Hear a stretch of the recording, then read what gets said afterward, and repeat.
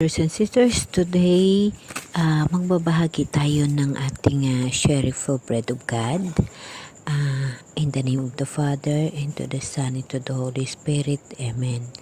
Lord, maraming salamat sa ngayong araw sa pagbigay mo sa akin ng pagkakataon upang ako ay makalinay-linay sa pagbasa sa Bible at aking naunawaan ang aking nabasa at ito ay aking ibabahagi sa aking mga kapatid upang sila rin ay magkaroon ng interes sa pagbasa at sa pag-unawa ng iyong nakasaad na kung saan ito ay magagamit namin upang masunod ang iyong kagustuhan at masunod ang lahat na kaaya-aya sa iyong paningin sa aming mga sarili.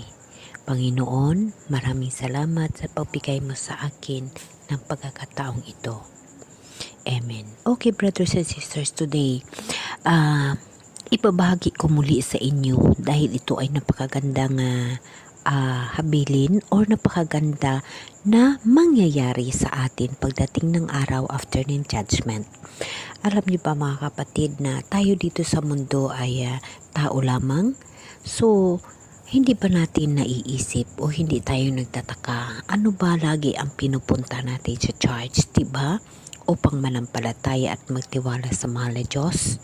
Ngunit tayo ay mayroon tayong kakayahan upang alamin kung ano ang ating mahinanatnan at kung ano kaganda ang ibibigay ng mahal na Diyos sa mga taong magtatagumpay. Mga kapatid, ito ang aking ibabahagi sa inyo. Aking nabasa dito ayon sa Isaiah 65 verse 17. Ito yung bagong langit at ang bagong lupa na ibibigay ng Diyos. Ito ang kanyang sinasabi.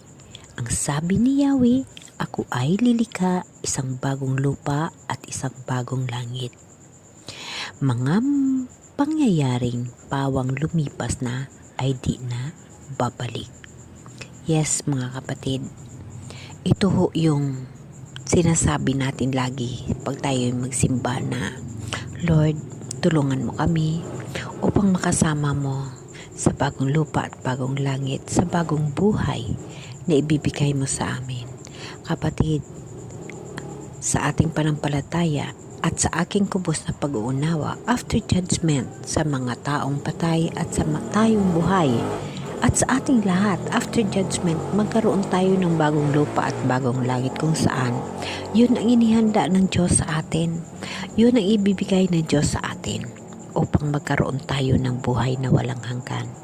Yung mga napabasa natin sa Bible, ito ho yung magbigay sa atin ng inspirasyon upang lalo natin pagsigasigan ang ating mga mithiin, ang ating mga pangarap na maluwas tayo. So ano yung ating mga dapat gagawin? Sundin natin ang lahat ng bagay na nakaaya-aya sa mata ng Diyos. So dito, napakaganda. Gagawa ang mahal na Diyos ng bagong langit at bagong lupa. Lagi natin tatandaan na ang iyang kanyang pangako ay mangyayari yun pagdating ng after judgment, mga kapatid. Dito makikita mo na ang bagong langit at ang bagong lupa ng mahal na Diyos. Sa chapter 22, di tulad noon, una sa bahay na ginawa iba ang tumira. Sa tinanim na halamay iba ang nakinabang. Tulad ng punong kahoy, hahaba ang buhay na aking mga hinirang, lubos nilang pakikinabangan ang kanilang pinagpaghalan. So mga kapatid, diba napakaganda ang bagong langit at ang bagong lupa na darating after judgment ng mahal na Diyos? Ay hahaba ang mga buhay ng mga tao. Hindi kagaya dito sa mundo kung inyo makikita. Diba? After tayo mamatay, magkaroon tayo ng bagong lupa at bagong langit na yun ang ipinangako ng mahal na Diyos sa atin. So it is same sa ngayon na nagkaroon tayo ng buhay na nandito tayo sa mundo. Ngunit, yung ating ginawa dito, yung bahay natin pag mamatay tayo, ibang titira. Yung mga tanim natin pag mamatay tayo, iba ang kakain. Ano? Pero sa bagong langit at bagong lupa na inihanda ng Diyos, wala na hong ganon. Dahil lahat tayo ay makasama natin ang mahal na Diyos at mabubuhay tayo ng matagal kung tayo ay magtatagumpay. Paano tayo magtatagumpay? Sisikapin nating alamin bilang tao ang lahat na nakaaya-aya sa mahal na Diyos at tayo ay magsisisi sa ating mga kasalanan. Mga kapatid, dahil ayon dito sa Pahayag 21, kung mayroon kayong mga Bible, inyo makikita sa Pahayag 21, verse 22. Pag inyo ay makikita, kung mayroon kayong Bible dyan, makikita ninyo nakasaad na ito siya ay sa vision ni Juan, sa ating mga ninuno, na ito ang kanyang nakikita sa bagong lupa at bagong langit. Dito nakasaad ang tinatawag na pangitain na mula sa mahal na Diyos, Ito yung bagong lupa at bagong langit na dapat natin paghandaan upang tayo ay makapasok. Ayon dito sa Pahayag chapter 21 verse 22, napansin ko na walang templo sa lungsod sapagkat ang Panginoong Diyos na makapangyarihan sa lahat at ang Kordero ang pinakatemplo roon. Napakaganda, di ba? Napakaganda, Hindi na kailangan ang araw o ang buwan upang liwanagan ang lungsod pagkat ang kaniningan ng Diyos ang nagbibigay liwanag doon.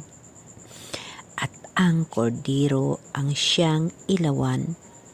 Sa ilawang nito'y lalakad ang lahat ng tao at dadalhin doon ng mga hari sa lupa ang kanilang kayamanan. Mananatiling bukas sa buong maghapon ang mga pinto ng lungsod sapagkat hindi na sasapit doon ang gabi. Dahilan sa lungsod ang yamat dingal ng mga bansa, ngunit hindi makapasok doon ang anumang bagay na marumi sa paningin ng Diyos. Ang sinumang gumagawa ng kahihiyan at ang mga sinungaling yaon lamang may mga ang hindi makapasok. Yaon lamang may mga may pangalang nakasulat sa aklat ng buhay na iniingatan ng Kordero ang makapasok sa lungsod. Mga kapatid, napakaganda, sa bagong lupa at sa bagong langit. Hindi na magsara ang pinto. Wala nang magdamag, Dahil kasama na natin ang mahal na Diyos. Iyon ay sa mga taong magtatagumpay doon sa buhay na walang hanggan. Mga kapatid, dito tayo sa mundong ito. Tayo nagsisimba, nagkakain, gumagawa ng mga galaw natin. Tayo'y mamamatay. Paulit-ulit ang ating nakikita. After natin mamamatay, ilibing tayo, iiwanan tayo sa lupa na ating mga pamilya. Mabubulok yung ating mga tinatawag na laman. Ngunit ang ating kaluluwa, yun ho ang ating paghahandaan na kung saan kailangan nating humanda upang makapasok tayo sa bagong langit at bagong lupa. So mga kapatid, lagi nating tatandaan na sa bagong lupa at bagong langit, nakasaad na walang templo doon dahil kasama na natin ang Diyos. Maliwanag na nakalagay ho dito. So kaya nga mga kapatid, bilang ako ordinaryong tao na nagninilay-nilay sa pag-uunawa sa Bible, akin sinusubukan at aking pinag-aaralan ang lahat na ito upang magkaroon ng inspirasyon lalo ang aking buhay at mangarap sa buhay na walang hanggan kagaya nito. Lagi nating tatandaan na may bagong langit at bagong lupa na inihanda ang mahal na Diyos at wala ng templo doon kasi kasama na natin ang mahal na Diyos. Sa magtatagumpay ho iyon.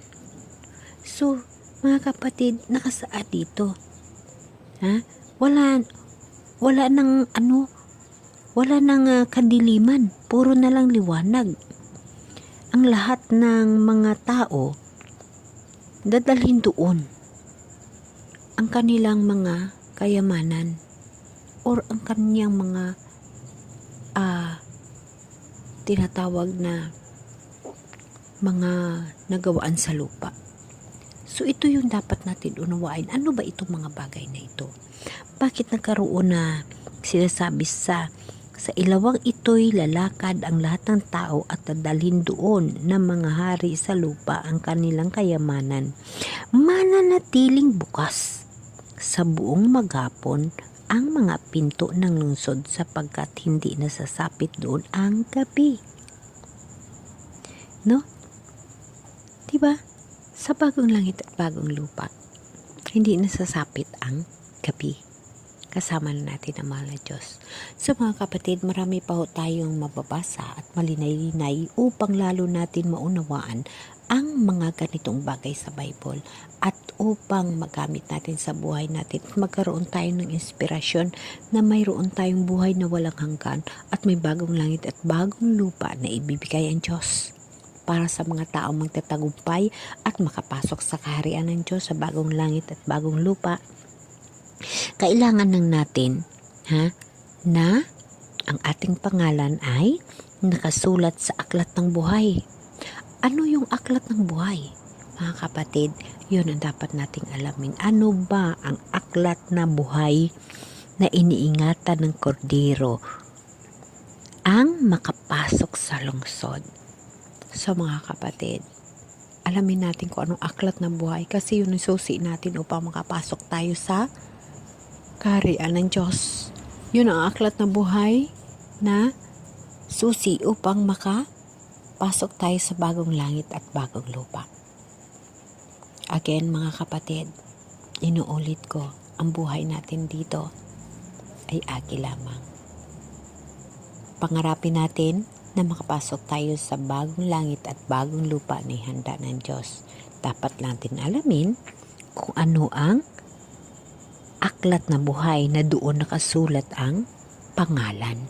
So, sisikapin ko, kayo rin magsikap na ang ating mga pangalan ay makasulat doon sa aklat ng buhay.